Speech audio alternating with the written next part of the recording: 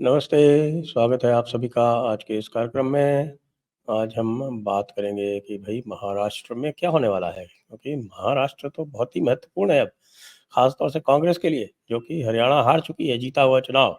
महाराष्ट्र भी जीता हुआ चुनाव कहा जा रहा है, तो हम बात करेंगे आज वरुण उपासनी से, जो हमसे बात कर रहे हैं पुणे से।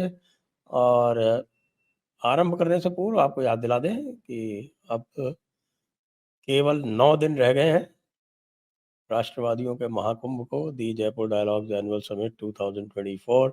और आप लोग अपना रजिस्ट्रेशन फटाफट कराएं, और साथ में जिनको सेशन से स्पॉन्सर करने हो वो सेशंस भी स्पॉन्सर कर सकते हैं। दोनों लिंक आपको डिस्क्रिप्शन में मिल जाएंगे। नमस्कार, आपका स्वागत है जयपुर संवाद वार्षिक शिखर सम्मेलन में, जो इस बार एक विशेष महाकुंभ बनकर आ रहा है, राष्ट्रवादियों का महाकुंभ। यह है सबसे बड़ा राष्ट्रवादी सम्मेलन जहां 80 से अधिक प्रेरक वक्ता एक साथ आएंगे। 3 दिन का यह आयोजन 25, 26 और 27 अक्टूबर को होगा। आपके लिए होंगे 15 से अधिक मुख्य मंच सत्र, जहां विचारों का आदान प्रदान होगा। साथ ही 20 से अधिक टीजेडी राउंड टेबल पॉडकास्ट के माध्यम से गहराई से चर्चा करेंगे। और नहीं भूलें, 10 से अधिक टीजेडी ओपन माइक सत्र, जहां आप भी अपने विचार साझा कर सकते हैं। यह सम्मेलन है एकता का, विचारों का और राष्ट्रवाद के प्रति समर्पण का। आइए मिलते हैं फिर क्लार्क्स अमेर जयपुर में 25, 26, 27 को, और अपने विचारों को साझा करें। तो वरुण जी, चुनाव महाराष्ट्र के अनाउंस हो गए। 20 नवंबर को चुनाव है और बुधवार को चुनाव है, तो भाई पुणेकर और मुंबईकर को कोई बहाना नहीं है वोट नहीं डालने का। चीफ इलेक्शन कमिश्नर ने स्पेसिफिकली कह भी दिया। तो अब जो स्थिति हुई थी लोकसभा चुनाव में, तो लोकसभा चुनाव में स्पष्ट रूप से हमने देखा कि भाई मराठवाड़ा और विदर्भ में भारतीय जनता पार्टी लगभग साफ हो गई। एक नागपुर को छोड़ दे तो वो पूरा एरिया ही एक तरफ से साफ है। तो उसके क्या कारण थे, और अब आज की डेट में उसमें कोई परिवर्तन है या नहीं है? नमस्ते और जय श्री राम संजय जी। जो पिछला इलेक्शन हुआ उसमें एक फैक्टर जो मेजरली दिखा, पूरे इंडिया में ही दिखा और महाराष्ट्र में भी, वो था कि आरएसएस ग्राउंड पे जितना काम करती है उतना इस चुनाव में नहीं थी, 2024 के चुनाव में। एक तो वो फैक्टर था, तो उसी की वजह से जो ग्राउंड पे नैरेटिव बन रहा था कि बीजेपी एंटी मराठा पार्टी है, बीजेपी कॉन्स्टिट्यूशन छीन लेगी, तो उसके वजह से जो मराठा वोट शेयर था और जो एससी एसटी या ओबीसी वोट शेयर था, ओबीसी तो इंटैक्ट था, बट जो एससी एसटी वोट शेयर था उसमें काफी डिक्लाइन हुआ था। और वो मतलब ओवरऑल लेवल पे देखें तो इतना सब्सटेंशियल उसमें कुछ कमी नहीं थी। अगर हम 19 का चुनाव देखें तो बीजेपी के पास आई थिंक 27.5% वोट थे, और इस बार कुछ 2-3 सीट उन्होंने ज्यादा लड़े हैं, फिर भी 1-1.5% का ही ड्रॉप है उनका। तो इतना जितना सीटों में ड्रॉप हुआ है उतना वोट शेयर में ड्रॉप नहीं हुआ है, वो काफी इंटैक्ट था। पर जो डिसाइडिंग सीटें थी वहां पे वो जो थोड़ा स्विंग वोट होता है, तो वो जो ये फेक नैरेटिव की वजह से जो काउंटर नहीं कर पाए ये लोग, तो उसके वजह से वो इम्पैक्ट हुआ है। दूसरी एक चीज थी जो महाराष्ट्र में दिखी कि एक कहावत है, कहते हैं कि नेवर आउटसोर्स योर पॉलिटिक्स। और महाराष्ट्र चुनाव में ऐसा देखा गया कि बीजेपी का काफी जो प्रमोशन है या रैलीज है, सोशल मीडिया कैंपेन है, नैरेटिव वॉर है, वो पूरा एक आउटसोर्स किया हुआ कैंपेन था। उसमें बीजेपी का कोई से नहीं था। इसलिए जिस ताकत से वो नैरेटिव को काउंटर करना चाहिए था, जिस ताकत से खुद की एक पॉजिटिव नैरेटिंग सेटिंग करनी चाहिए थी, वो नहीं हुई। तो उसके वजह से कुछ सीटों में वो जो स्विंग हुआ है वोट, तो वो वोट शेयर हमें ड्रॉप दिखने मिला है। पर बाकी आई थिंक पिछले इलेक्शन के बाद पिछले 5-6 महीने में काफी एक पॉजिटिव वेव दिख रही है। लास्ट मंथ तक वो इतनी एविडेंट नहीं थी, पर अभी जैसे ही चुनाव नजदीक आ रहे हैं तो एक ग्राउंड पे थोड़ी सी बीजेपी के लिए या महायुति सरकार के लिए एक वेव दिख रही है। तो आई थिंक इस बार सब्सटैंशियली उतना ज़्यादा सीटों से तो नहीं जीतेंगे, पर बीजेपी और महायुति के लिए एक डेफिनेट एज है इस इलेक्शन में। अच्छा, एक बात और देखने को मिली, जब एनालाइज़ करते हैं, आप ठीक से एनालाइज़ यदि करें लोकसभा के परिणामों को, तो लोकसभा के परिणामों में ये दिखता है कि भई जो विधानसभा सेगमेंट वाइज़ रिज़ल्ट है, वो इतना ज़्यादा डिफरेंट नहीं है। यानी कि 157 सेगमेंट्स जीते थे एमवीए ने, और 158 सेगमेंट्स जीते थे एमवीए ने, और 127 सेगमेंट्स जीते थे एनडीए ने। तो ये जो 30-31 का ही केवल एक अंतर इसमें रहा था। तो ये यदि देखें और भी देखें, यदि वोट शेयर के हिसाब से देखें, तो वोट शेयर जो था एमवीए का, वो केवल 1.38% अधिक था एनडीए से। बिल्कुल। और जो फैक्टर्स उस समय के थे, और आरएसएस काम नहीं कर रही थी, जैसा आपने भी बताया, हमने यहाँ उत्तर भारत में भी देखा कई स्थानों पर कि आरएसएस को साथ में लेने का इनका कोई अ, एक मैं कहूँ कि एक स्ट्रैटेजी ठीक से नहीं प्लान हुई। तो आरएसएस कई स्थानों पर अलग-थलग पड़ी हुई थी, यूपी में अलग-थलग पड़ी हुई थी, राजस्थान में अलग-थलग पड़ी हुई थी। यानी कि राजस्थान में तो इन्होंने जो संगठन महामंत्री तक नहीं बनाया, तब भी नहीं था, आज भी नहीं। तो ये जो स्थिति बनी हरियाणा में, आपने देखा कि हरियाणा में भी जो पहले 10 की 10 जीती थी, इस बार 5 रह गई। लेकिन उसके बाद हरियाणा में कोर्स करेक्शन हुआ और उसका परिणाम दिखा। तो जो हरियाणा में कोर्स करेक्शन हुआ था, क्या उस प्रकार का कोर्स करेक्शन आपको ग्राउंड पे दिखता है क्या भारतीय जनता पार्टी में? जी, बिल्कुल। तो एक बात बीजेपी के फ़ेवर में ये है इस इलेक्शन में कि जो न्यूटन्स लॉ है, object in motion stage in motion. तो अभी मोशन और मोमेंटम दोनों बीजेपी के साथ है, क्योंकि इलेक्शन के बाद कांग्रेस ऐसा था कि उनको लग रहा था कि शायद अभी पूरा इंडिया में जो-जो इलेक्शन होगा वो कांग्रेस ही जीतने वाली है, इतना उनको कॉन्फिडेंस था। बीच में एक मीम भी आई थी। अ, आप मुझे पता है आप फ़ॉलो करते हैं क्रिकेट, तो अभी जो इंडिया ने 297 बनाया बांग्लादेश के अगेंस्ट। तो एक मीम आई थी कि Bangladesh after not letting India get to 300, और नीचे पूरा हुँ। कांग्रेस के नेताओं का फोटो था विक्ट्री साइन के साथ। तो ये 99 सीट्स लाके बीजेपी को बस बहुमत से चुका दिया, तो उनको इतना कॉन्फिडेंस था, और वही कॉन्फिडेंस ओवर कॉन्फिडेंस में तब्दील हो गया इनका। तो उसके बाद तो जो अलायंस पार्टनर्स हैं उनको पूरी तरह से निग्लेक्ट किया गया। हरियाणा में भी अगर हम देखें तो आपका सब्सटैंशियल मतलब पौने 2% ऑलमोस्ट वोट शेयर था, पर उनको फिर भी साथ नहीं लिया गया। और ये हम देखते हैं कि कांग्रेस जहाँ-जहाँ उनको लगता है कि हम सत्ता बना सकते हैं, वहाँ पे अलायंस पार्टनर्स को वो टोटली नेग्लेक्ट कर देते हैं।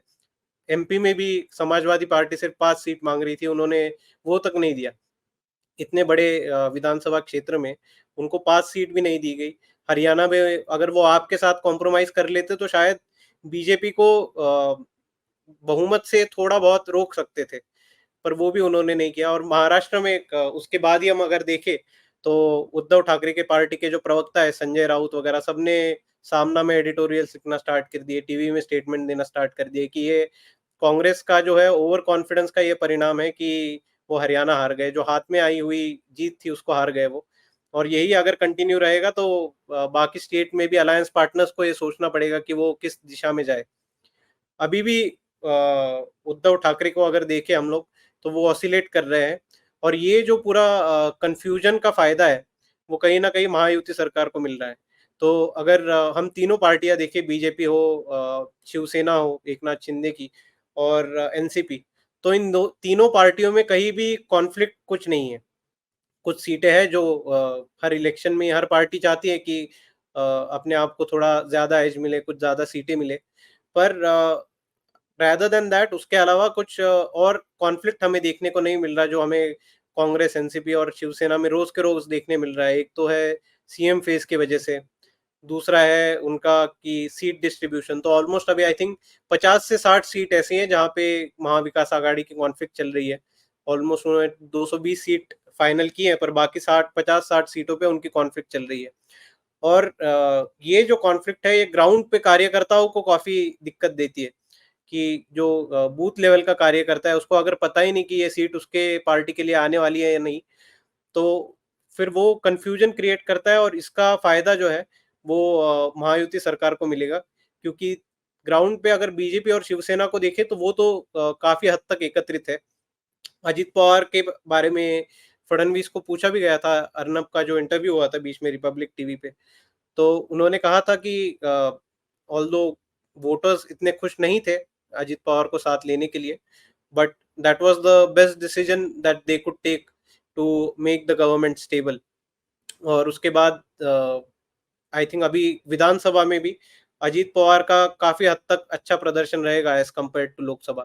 तो मुझे लगता है कि मोमेंटम बदल रहा है, आरएसएस भी अभी काफी एक्टिव हो रही है ग्राउंड पे। हमने जो अभी विजयादशमी का जो देखा पूरा, उसके बाद एक ऐसा लग रहा है कि Mohan Bhagwat and RSS is back into action, और उससे बीजेपी को काफी फायदा मिल सकता है आने वाले चुनाव में। ओके, तो अब की जो भी सूचनाएं आ रही हैं उसके हिसाब से दोनों पार्टियों में, यानी दोनों जो गठबंधन है, उनमें सीट शेयरिंग क्या होती लग रही है? वैसे ब्रॉडली अगर देखा जाए तो एमवीए का तो अभी बहुत कंफ्यूजन चल रहा है, वहां पे अभी तक कुछ भी सहमति नहीं है। पर जैसे रिपोर्ट्स आ रही है, अगर महायुति का हम देखें तो उसमें काफी हद तक ये सेट हो गया है कि बीजेपी करीब करीब 150-155 सीट लड़ेगी। कुछ 70 सीटें शिवसेना लड़ेगी और 50 सीटों के आसपास 50-55 सीटें अजीत पवार के पार्टी को मिलेगी। ये अजीत पवार की पार्टी का जो बेस है वो वेस्टर्न महाराष्ट्र और कोंकण के बाहर तो कुछ है नहीं। जी, तो उनको वैसे भी उन्होंने लोकसभा भी अगर अगर हम देखें तो उन्होंने इन स्थानों के अलावा कहीं पे उम्मीदवार दिए भी नहीं थे। तो आई थिंक वो यहीं पे पुणे जो रीजन है, पुणे के सराउंडिंग रीजन, मुंबई के आउटर स्कर्ट्स पे, यहीं पे एनसीपी थोड़ा-सा ट्राई करेगी उनका जो पुराना बेस था उसको मेंटेन करने के लिए। लेकिन जो एनसीपी का जो वोट था, उसने अजीत पवार को तो बैक किया नहीं था लोकसभा में। जी, वो तो सारे शरद पवार के साथ ही गए थे, और इनको जो भी वोट मिला था वो एनडीए वाला वोट मिला था। सुनील तटकरे का अपना वोट था तो वो जीत के आ गए थे रायगढ़ बिल्कुल। सीट। इसमें काफ़ी जगह पे ये भी था कि जो कैंडिडेट सिलेक्शन हुआ है वो इतना अच्छा नहीं था।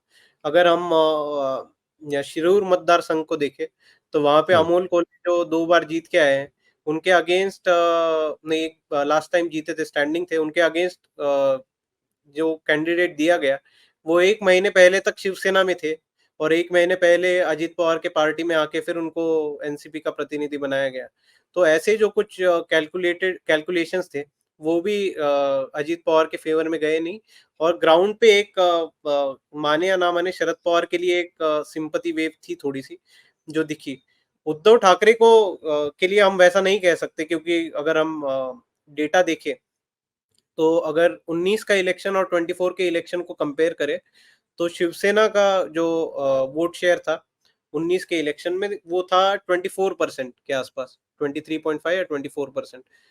तो उद्धव ठाकरे ने सिर्फ 2 सीट कम लड़ी है, पर उनका वोट शेयर 8% ड्रॉप हुआ है, और हम्म। एक शिंदे ने अ, कम करीबन 8 से 9 सीट कम लड़ी है, तो उनका 10% ड्रॉप हुआ है। तो ये जो कंपैरेटिवली हम देखें तो उद्धव ठाकरे में वो शिवसेना वोट शेयर का काफ़ी ड्रॉप हुआ है, क्योंकि जो बाकी वोट शेयर भी उनको पास हुआ है, वो हम्म। हमने देखा है कि मुस्लिम वोट या कांग्रेस का जो वोट शेयर था वो उनको गया है। तो अगर हम वैसे देखें तो शिवसेना काफ़ी हद तक एकनाथ शिंदे के साथ एकत्रित दिख रही है। एनसीपी के बारे में अभी भी थोड़ा-सा डाइसी है, बट आई थिंक विधानसभा में अजीत पवार काफ़ी अच्छा कमबैक कर सकते हैं। एटलीस्ट 20-25 सीट ऐसी हैं कि जहाँ पे वो कैंडिडेट काफ़ी स्ट्रॉन्ग है और वो अजीत पवार जीत सकते हैं। और सीट कितनी मिलेगी उद्धव ठाकरे को? उद्धव ठाकरे तो वैसे दावा तो कर रहे हैं कि 100 सीट के आसपास उनको मिलनी चाहिए, पर अभी वही कॉन्फ्लिक्ट चल रहा है कि कांग्रेस कह रही है कि लोकसभा में सबसे बड़ी पार्टी वो रही है, तो वो अपना सीट कम नहीं करना चाहती सीट शेयर। और प्लस बात ये भी चल रही है कि जो सबसे ज़्यादा सीटें लेके आएगा वो मुख्यमंत्री बनेगा। तो उसी के हम्म। लिए तीनों पार्टियों में फाइट चल रही है कि अगर हम ज़्यादा लड़ेंगे तो ज़्यादा जीतने का चांस होगा।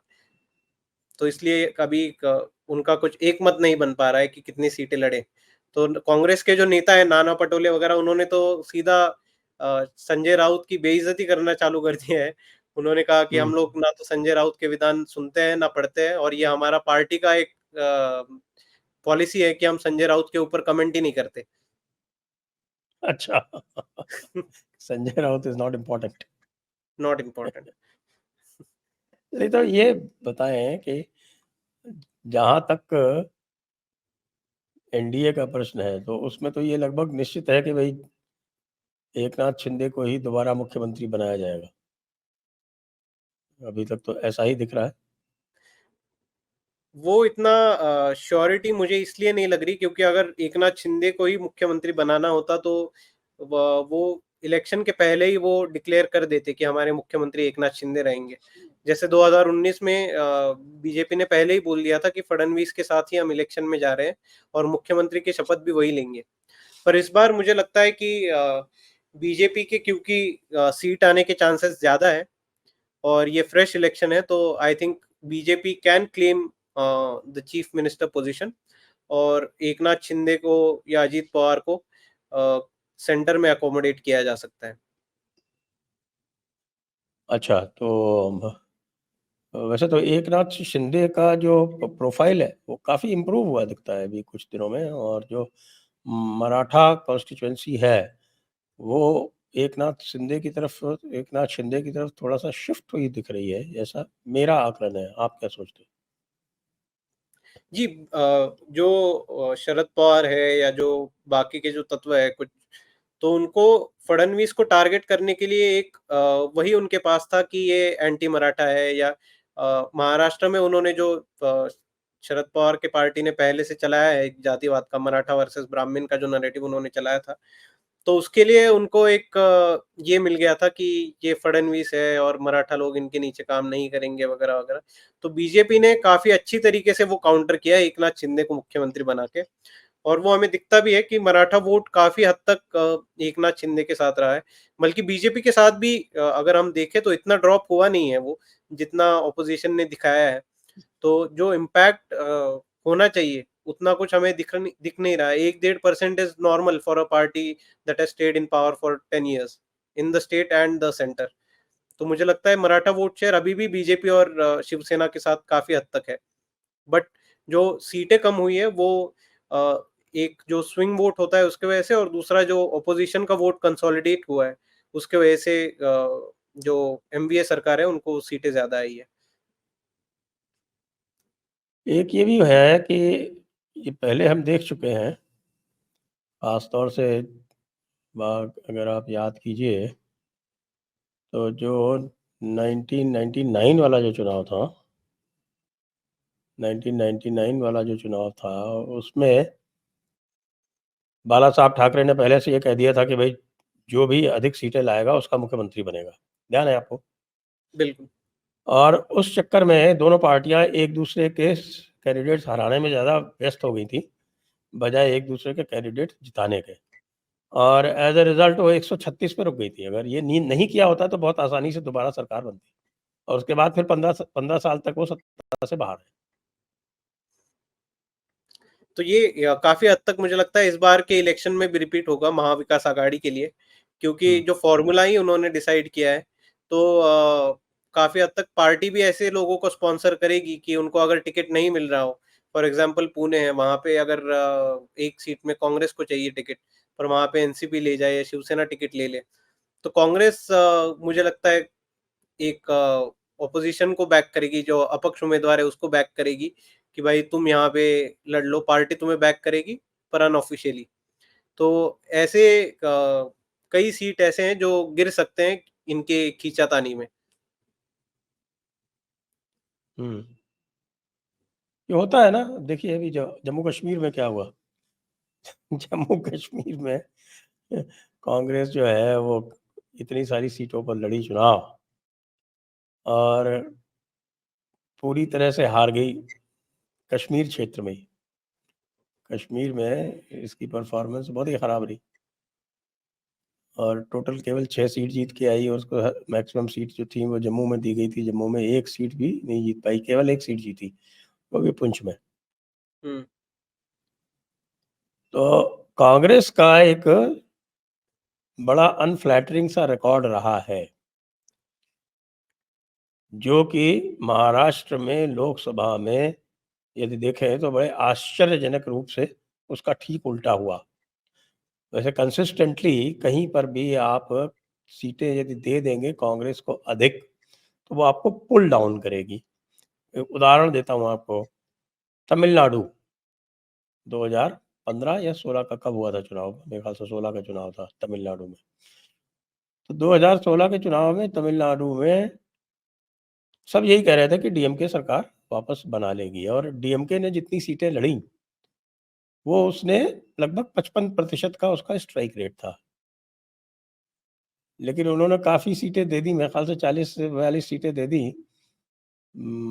कांग्रेस को, और कांग्रेस का स्ट्राइक रेट 20% था और उस चक्कर में वो सरकार बनाने से रह गए। जयललिता ने दोबारा सरकार बना ली। यूपी में भी अगर दूसरा हम उदाहरण देखें है, दूसरा उदाहरण 2022 बिहार का है। भाई बिहार का उदाहरण दीजिए आप, 2020 का 70 सीटें दे दी उन्होंने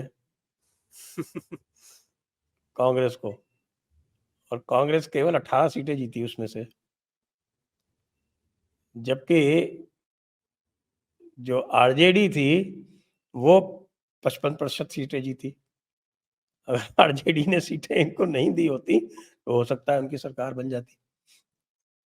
ये थोड़ी बहुत ही तो कम रह गई थी उनकी, और 15 काफ़ी सीटें ही सीटों तो का कम रह गई। मार्जिन भी ऐसा था कि 1000, 2000, 4000 वोट, तो अगर वो आरजेडी लड़ती तो वो काफ़ी अच्छे पोज़ीशन में होती जीतने के।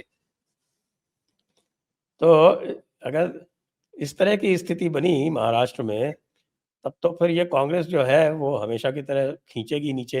अच्छा, शिवसेना का भी रिकॉर्ड इस बार बहुत पुअर रहा, 21 सीटें लड़के केवल 9 सीटें जीती और जीती भी इस प्रकार से जैसे दूल्हे की सीट जो जीती है वो पूरी तरह से एक भाईजान लोगों के वोटों पे जीत गई वो, मालेगाँव, मालेगाँव। मालेगांव के ऊपर। हाँ, सीट तो दूल्हे की थी ना पार्लियामेंट्री की। नहीं, दूल्हे की अलग सीट है। नहीं नहीं, पीसी तो पार्लियामेंट्री कॉन्स्टिट्यूंसी तो दूल्हे है मालेगांव वाली। नहीं, दूल्हे की सीट जो है वो काफ़ी हद तक सटाना वगैरह एरिया कवर करती है। मालेगाँव की सीट अलग है, पार्लियामेंट्री कॉन्स्टिट्यूएंसी। पार्लियामेंट्री मालेगांव की सीट ही नहीं है भाई, चेक करो।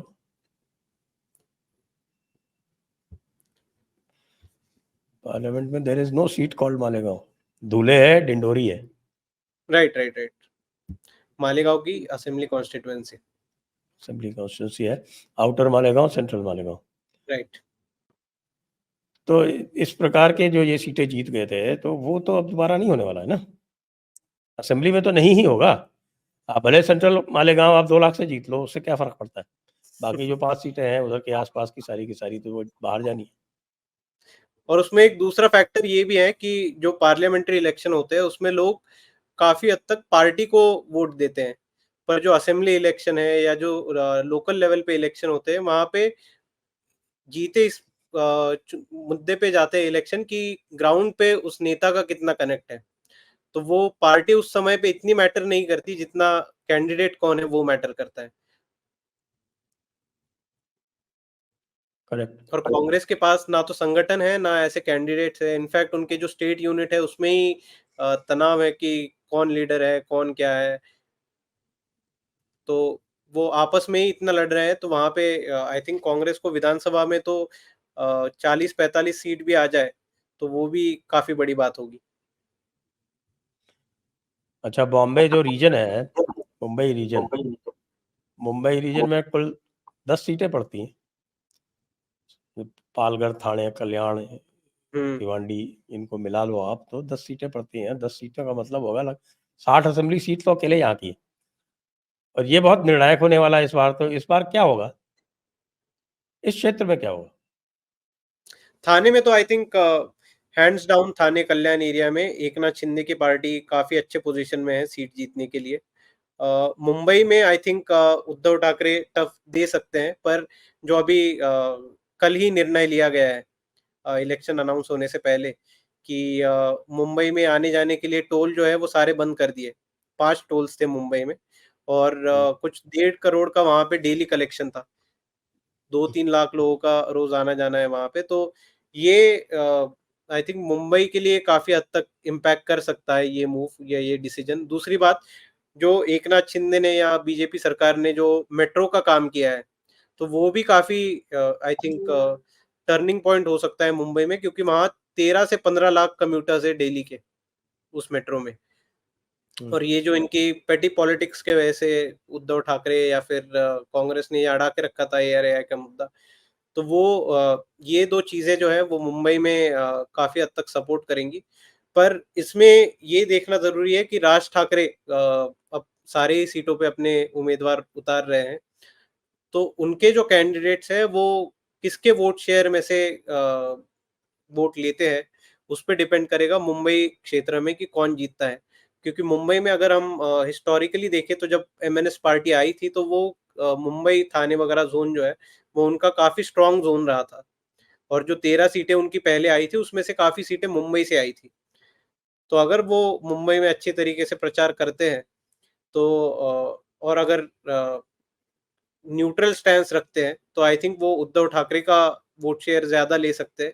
अगर वो ज़्यादा हिंदुत्व की भूमिका लेते हैं तो आई थिंक वो बीजेपी को इम्पैक्ट करेगा, क्योंकि हिंदू वोट थोड़ा बहुत वहाँ पे शिफ्ट हो सकता है और वही जो स्विंग होगा वोट वो उद्धव ठाकरे को शायद मार्जिन दे सकता है उस सेक्शन में।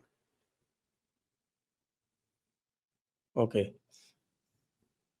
राज ठाकरे का अभी किसी भी प्रकार का समझौता नहीं हुआ किसी से भी?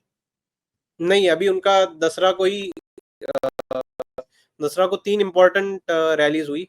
एक थी एकनाथ शिंदे की, एक थी उद्धव ठाकरे की और तीसरी राज ठाकरे की हुई, जो आई थिंक दूसरे दिन उन्होंने की थी दसरा के। तो राज ठाकरे के रैली में उन्होंने बेसिकली न्यूट्रल स्टैंस रखा है। दोनों जो अलायंसेस है उनको टारगेट किया, उद्धव ठाकरे को भी और बीजेपी एकनाथ शिंदे का अलायंस है उनको भी। और उनका स्टैंस क्लियर है कि वो एक न्यूट्रल स्टैंड लेके इलेक्शन में जाएंगे, सारे सीट पर चुनाव लड़ेंगे और बाकी नैरेटिव उनका वही थोड़ा-सा मराठी और हिंदुत्व की भूमिका को लेके वो इलेक्शन में जाने का सोच रहे हैं।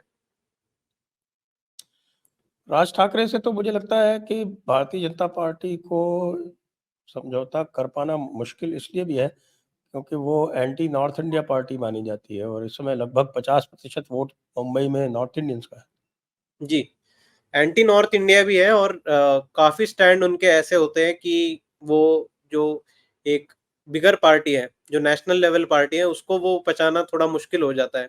जो लैंग्वेज है, जो एग्रेशन है, तो एग्रेशन एकनाथ शिंदे जैसा हो तो वो फिर भी ठीक है कि आप सेंसिबल एग्रेशन करो।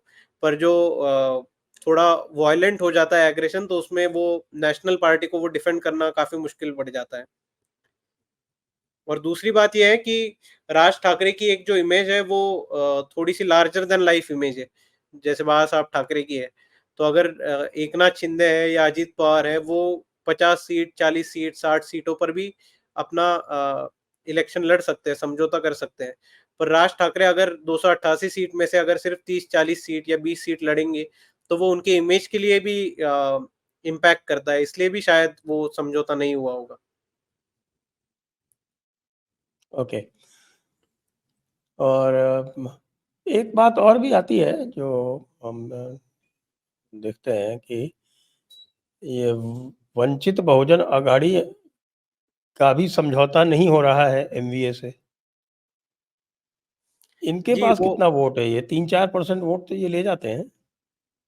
एमवी वंचित बहुजन आघाड़ी के पास अच्छा खासा वोट शेयर है। 19 अपना 24 के इलेक्शन में वो इतना डेंट नहीं कर पाए, पर अगर हम 19 का इलेक्शन देखें तो उसमें कई सीटें ऐसी थी कि जो वंचित बहुजन आघाड़ी को 80,000 1 लाख वोट मिले थे लोकसभा सेगमेंट में और उसके वजह से बीजेपी को काफ़ी फ़ायदा हुआ था इस चीज़ का।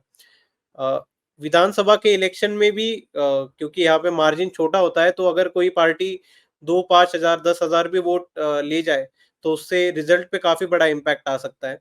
तो आई थिंक अगर वंचित बहुजन आघाड़ी इस बार एमआईएम या किसी और पार्टी के साथ जाती है और अगर दूसरे कुछ समाजों को एक साथ लेके अगर वो इलेक्शन में उतरती है, तो वो काफी हद तक जो एमवीए का सपना है सत्ता बनाने का, वो सपना ही रह जाएगा। अच्छा, एक बात और भी दिखती है कि जो शेड्यूल्ड कास्ट पॉपुलेशन जो है महाराष्ट्र में, वो अपेक्षाकृत कम है दूसरे जो प्रदेश हैं उनके कंपैरिजन में। जैसे 11.81% ये प्रतिशत है आपके महाराष्ट्र में, जबकि अन्य स्थानों पर अधिक है, जैसे उत्तर प्रदेश में तो लगभग 22% है। जी। तो इससे भी तो अंतर पड़ेगा। 11.81% है, एसटी 10.05% है।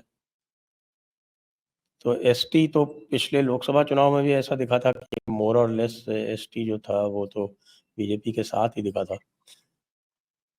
एससी इतना अधिक मात्रा में है नहीं, और आपके ये वीबीए जो है ये भी इस पे इम्पैक्ट करती है। तो इसका कितना इम्पैक्ट पड़ेगा? पिछली बार कॉन्स्टिट्यूशन वाला मामला भी चल रहा था जो काउंटर नहीं हुआ था। अब तो आरएसएस मैदान में आ जाएगी, तो वो भी अब तो खैर स्टेट इलेक्शन में कॉन्स्टिट्यूशन वाला मामला है ही नहीं, मैटर ही नहीं करता है। तो इससे क्या अंतर पड़ेगा, आपको क्या लगता है? एक्चुअली अगर हम देखें तो वंचित बहुजन आघाड़ी जो है वो सिर्फ एससी एसटी को केटर नहीं करती, वो मुस्लिम्स को भी केटर करती है। तो काफी जगह पर अगर हम कैंडिडेट्स देखें तो वंचित बहुजन आघाड़ी मुस्लिम कैंडिडेट्स देती है। तो जो एक मीम भीम एकता वाला नरेटिव है, तो उस वजह से एक ओवरऑल अगर दलित और मुस्लिम वोट एक साथ अगर चला जाए पार्टी को, तो वो कांग्रेस के वोट शेयर में, और या अभी अगर हम देखें तो उद्धव ठाकरे के वोट शेयर से जाएगा। क्योंकि बीजेपी के पास जो एससी या एसटी वोट है, तो वो तो मेजरली देखा जाए तो वो राष्ट्रीय विचारधारा या संघ से जुड़ा हुआ वोट शेयर है, वो कुछ डिवाइड नहीं होगा।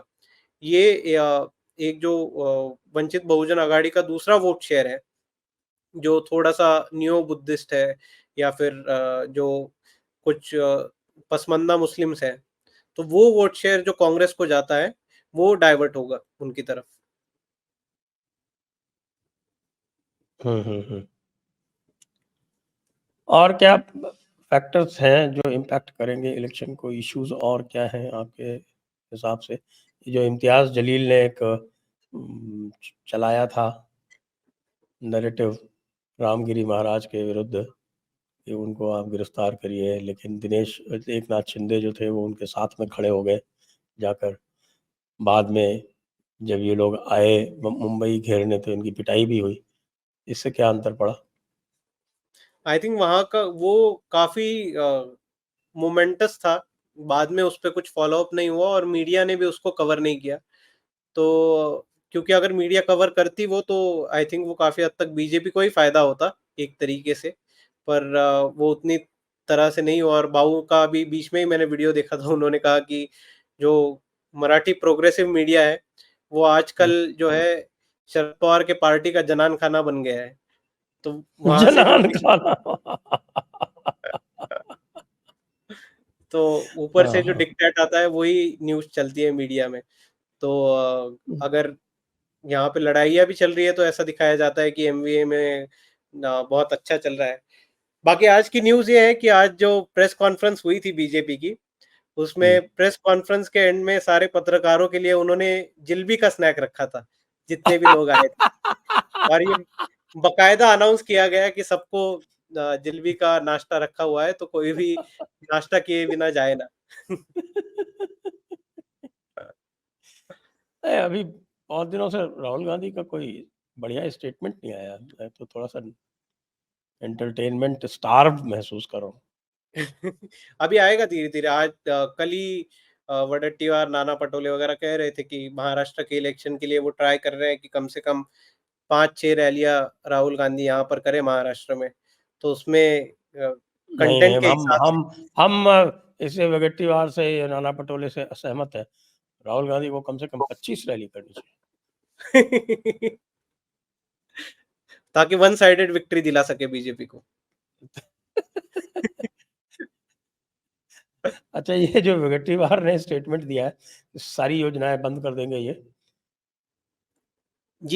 महायुति बहुत की। इम्पैक्ट कर रहा है ग्राउंड लेवल पे। अगर मैं आपको बताऊं कि अपना जो कॉन्वर्सेशन होता है नॉर्मल, जो लोग हैं जो काम करते हैं, जो बाकी छोटा-मोटा काम करते हैं, साफ-सफाई वगैरह, उनको उन महिलाओं को इसका काफ़ी फ़ायदा हुआ था। और एकनाथ शिंदे ने एक काफ़ी बड़ा मास्टर स्ट्रोक खेला है कि बीजेपी और महायुति को ऐसा लग रहा था कि इलेक्शन अभी अनाउंस होंगे, तो उसके पहले ही उन्होंने नवंबर का भी जो ट्रांच है, जो जाने वाला था महिलाओं को, वो उन्होंने अक्टूबर में ही एक साथ कर दिया।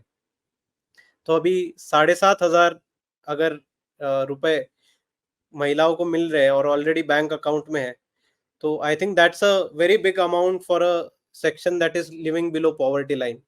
और उनके अगेंस्ट अगर आप ऐसे स्टेटमेंट करो कि आपको जो मिलने वाला है वो बंद होने वाला है, तो ये काफी बैकफायर करेगा कांग्रेस को भी और महाविकास आघाड़ी को भी।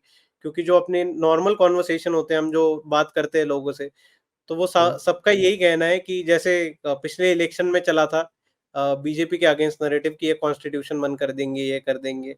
तो इस बार थोड़ा-सा वो नैरेटिव चल रहा है कि अगर कांग्रेस की और उद्धव ठाकरे की सरकार आ गई तो हमें पैसे मिलने बंद हो जाएँगे। क्योंकि 7,500 अगर हम देखें, और ये भी ऐसे टाइम पे आया है जो फेस्टिव सीज़न है, तो लोग दशहरा सेलिब्रेट कर रहे हैं, उससे दिवाली सेलिब्रेट करेंगे, तो वो काफ़ी बड़ा अमाउंट हो जाएगा फॉर अ इलेक्शन। और ये नैरेटिव आई थिंक बीजेपी अगर और थोड़ा-सा पुश करेगी कि इनका ये स्टैंड है इस पे, तो वो बीजेपी को काफ़ी हेल्प करेगा। हालाँकि आज फडणवीस जी ने जो प्रेस कॉन्फ्रेंस हुई थी महायुति की, उसमें उन्होंने कहा है कि ऑपोज़िशन खुद कन्फ्यूजन में है। वो एक तरफ कह रहे हैं कि बीजेपी फ्रीबीज़ बाँट रही है, पूरा स्टेट का ट्रेज़री खत्म हो जाएगा। और दूसरी ओर उनके जो घोषणा पत्र है, उनमें वो इतने बड़े-बड़े फ्रीबीज़ के दावे कर रहे हैं, तो अगर ट्रेज़री में पैसा ही नहीं है, तो वो कांग्रेस सरकार और एकनाथ अपना उद्धव ठाकरे सरकार में आने के बाद कहाँ से बाँटने वाले हैं ये? और अगर है तो फिर ऐसे स्टेटमेंट क्यों कर रहे हैं कि ट्रेजरी खत्म हो गई है? अभी तो किसी ने पिटिशन डाल दी है कि ये जितने भी फ्रीबीज हैं, they should be treated as bribes, और सुप्रीम कोर्ट ने उस पर नोटिस भी जारी कर दिया सेंटर को और इलेक्शन कमीशन को। तो हो सकता है फ्रीबीज पे बैन ही हो जाए कुछ दिनों में। तो बैन हो जाएगा तो उसमें तो फिर सबको ही नहीं तो कम से कम ये तो बताना ही पड़ेगा कि भाई रिसोर्सेस कहाँ से लाओगे। वैसे ये तो मॉडल कोड ऑफ कंडक्ट में भी कर सकता है इलेक्शन कमीशन, लेकिन पता नहीं क्यों नहीं कर रहा है। अगर वैसे ब्लैंकेट बैन आ जाएगा तो एक तरीके से अगर हम देखें तो fiscally it is very good for India. और पार्टियों पे इतना इम्पैक्ट भी नहीं होगा क्योंकि रूल जो है वो सबके लिए सेम होगा, कोई भी फ्री भी नहीं बाँट पाएगा। तो आई थिंक अगर वैसा डिसीजन आता भी है तो in long run it is very good for India. और केजरीवाल वगैरह जैसी पार्टियाँ तो ऑलमोस्ट बंद ही हो जाएगी उसके बाद। खुला हुआ है। हाँ जी, केजरीवाल की पार्टी के, केजरीवाल की पार्टी हो या ना हो, कांग्रेस का तो काफी हाल खराब होगा ना। अच्छा, नाना पटोले और ये वेंगटीवार में इनमें भी झगड़ा चल रहा है, सुना? कांग्रेस की लीडरशिप में पूरा ही जो कुछ लीडर्स है, 5-6 जो बड़े नेता हैं, उन सब में कहीं न कहीं कॉन्फ्लिक्ट है क्योंकि सब ये आशा में बैठे हैं 2024 के इलेक्शन के बाद कि महाराष्ट्र में सरकार बनने ही वाली है। और कांग्रेस क्योंकि बड़ी पार्टी बन के आएगी तो कांग्रेस का सीएम होगा। तो सीएम का फेस कौन होगा उसके लिए अभी थोड़ा-सा खींचातानी चल रही है सब बड़े नेताओं में। तो इसलिए the house is not in order for Congress to go in the election. मतलब वो हरियाणा सिंड्रोम हरियाणा सिंड्रोम, जी बिल्कुल। उतना ही एक्यूट है या थोड़ा बहुत कंट्रोल में है? अ, हरियाणा में एक्चुअली उनको जीतने का कॉन्फिडेंस ज़्यादा था, इसलिए वहाँ पे थोड़ा ज़्यादा था। यहाँ पे कॉन्फिडेंस उतना ज़्यादा नहीं, इसलिए थोड़ा कम है। मतलब इंटरनली तो चल रहा है पर इतना एविडेंट नहीं है। अपने-अपने क्षेत्र में सब थोड़ा बहुत सैबोटाज कर रहे हैं, पर इतना स्टेट लेवल पे उतना नहीं आ रहा अभी तक। ओके, आएगा धीरे-धीरे। यहाँ थोड़ा वो भी है ना, यहाँ पे तो क्या, इतना बड़ा स्टेट है, तो रीजन्स भी बटे हुए हैं, तो इसलिए भी हो सकता है इम्पैक्ट उतना ना आवे। हरियाणा छोटा स्टेट है तो इसलिए इम्पैक्ट ज़्यादा आ गया। स्टेट भी छोटा है और वो 1 ऑन 1 इलेक्शन था ना, बीजेपी जीतती या कांग्रेस जीतती। यहाँ पे अलायंस वर्सेस अलायंस है, तो कांग्रेस अगर बड़ी पार्टी भी बन के आती है तो 60, 70, 80 सीट के ऊपर तो आएंगे नहीं। तो उनको अलायंस पार्टनर्स को कॉन्फिडेंस में लेना ही पड़ेगा, इसलिए वो इतना अक्यूट यहाँ पे उस वजह से भी नहीं हो रहा। और शरद पवार जी कौन सा मास्टर स्ट्रोक खेलने जा रहे हैं? शरद पवार जी सरप्राइजिंगली अभी तो नॉर्मल ही है, मतलब ज्यादा कुछ वैसे मूवमेंट उन्होंने की नहीं है। बाकी रैलियां तो काफी कर रहे हैं और उनका कहना था बीच में कि मैं अभी 84 साल का हूं, पर मैं 90 साल का भी हो जाऊं तो थकूंगा नहीं जब तक महाराष्ट्र में लॉ एंड ऑर्डर सीधा नहीं हो जाता। और अच्छा। बाबा सिद्दीकी के हत्या के बाद सबका वही चल रहा है कि कोई लॉ एंड ऑर्डर नहीं है, लॉ एंड ऑर्डर नहीं है। तो मुझे ये समझ में नहीं आ रहा कि लॉ एंड ऑर्डर पे महाविकास आघाड़ी कैसे टारगेट कर सकती है महायुति को, क्योंकि इनके ही अंडर जो है 93 बॉम्ब ब्लास्ट हुआ, जहाँ पे उन्होंने ऑन कैमरा ये एडमिट किया है कि उन्होंने फेक न्यूज तब बताई थी कि मुस्लिम एरिया में भी बॉम्ब ब्लास्ट हुआ राइट्स को पैसिफाई करने के लिए। बाद में ट्रेन ब्लास्ट हुए, चेन बॉम्बिंग हुई है पूरी। 2008 का टेररिज्म अटैक हुआ। बाद में भी अगर हम देखें जो हिंदुत्व टेररिज्म का पूरा उन्होंने फैलाया। ज्यादा दूर क्यों जाए, जो अभी इनकी सरकार बनी थी महाविकास आघाड़ी की, उसमें उनके पुलिस ऑफिसर इंडस्ट्रियलिस्ट के घर के बाहर जाके बॉम्ब रख रहे थे। होम मिनिस्टर पूरा क्राइम को सपोर्ट कर रहे थे, जेल जाके आए, और वो अगर लॉ एंड ऑर्डर पे बोलने लगे तो वो थोड़ा सा हंसने वाली बात हो जाती है। ये बात तो वाकई निश्चित रूप से अजीब सी है कि भाई कांग्रेस और एनडीए बात करे कि साहब की बाबा सिद्दीकी के मरने के कारण, मतलब एक गुंडे के मरने से ये मान लिया जाएगा कि कानून व्यवस्था ध्वस्त हो गई। एक होनहार गुंडा मर गया। हाँ, ये तो वो कहने वाली बात है कि मुख्तार अंसारी मर गया तो यूपी में लॉ एंड ऑर्डर नहीं है।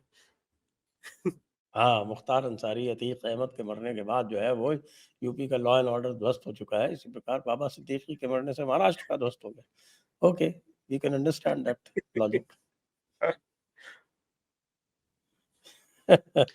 बाकी अगर स्टेट लेवल पे देखा जाए तो मुझे लगता है कि लॉ एंड ऑर्डर में वैसे महायुति ने काफी अच्छी प्रोग्रेस की है, और अब गडचिरोली तक इंडस्ट्रीज आने स्टार्ट हो गई है। मतलब अगर नक्सल इन्फेक्टेड एरिया में अगर इतना स्टेबल एनवायरनमेंट हो रहा है तो ओवरऑल तो काफी अच्छा माहौल है। Okay, very good. तो आइए फिर आज की चर्चा को अभी यहीं पर समाप्त करते हैं, क्योंकि अब माहौल तो धीरे धीरे गर्म होगा। जब और गर्म होता है तो फिर और लगातार हम चर्चा करते रहेंगे महाराष्ट्र की बिल्कुल। स्थितियों पर। तो दर्शकों को बहुत बहुत धन्यवाद। वरुण, आपको भी धन्यवाद। जय हिंद, जय भारत, वंदे मातरम। वंदे मातरम, जय श्री राम। जय श्री